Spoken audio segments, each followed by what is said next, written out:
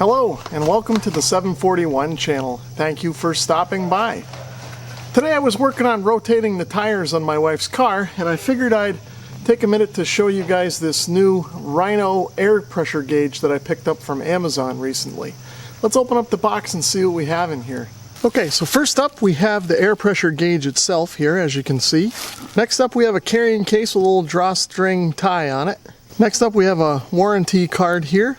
And it looks like on the back you got a couple different ways that you can activate the warranty if you so desire. And then inside we also have a Rhino sticker. So let's take a closer look at the air pressure gauge itself. Now you may be able to see here that it does read up to 75 psi. So the pressure gauge has this rubber case on it, sort of like you'd put on a cell phone, I guess. But this looks like it's pretty heavy duty, and these treads will kind of help absorb any impact if you drop this thing and protect the gauge itself. So if I move this aside for a minute, you can see that the main body of this is all made out of metal.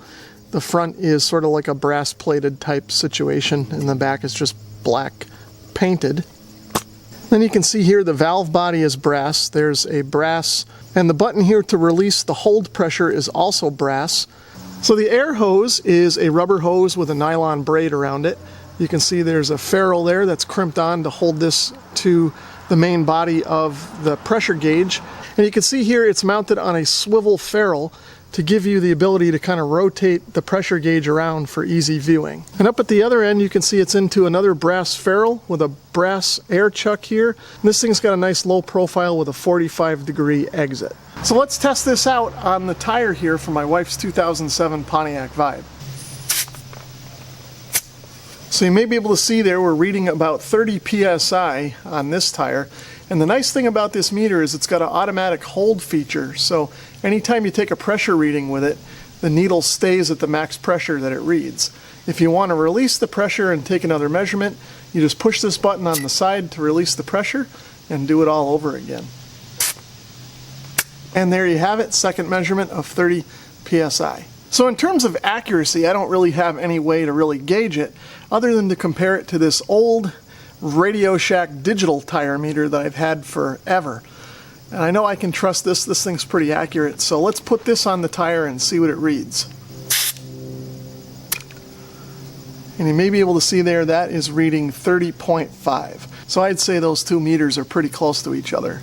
So the main reason that I bought this gauge was so that I can get into tight areas like on my motorcycle here. So even though my old Radio Shack gauge has been pretty trusty over the years, it's very difficult to get in here and take a reading in a situation like this where I've got my brake rotor and kind of things in the way here. So as I'll demonstrate, this Rhino meter with its extension hose can get into this tight spot without any issue. Okay, and there you go, got about 35 psi on the back tire of the motorcycle here. So one thing I just noticed when I was getting ready to put the pressure gauge away in my toolbox is that all of the numbers, the hash marks, and the needle itself all glow in the dark. Now that may be handy in a low light situation.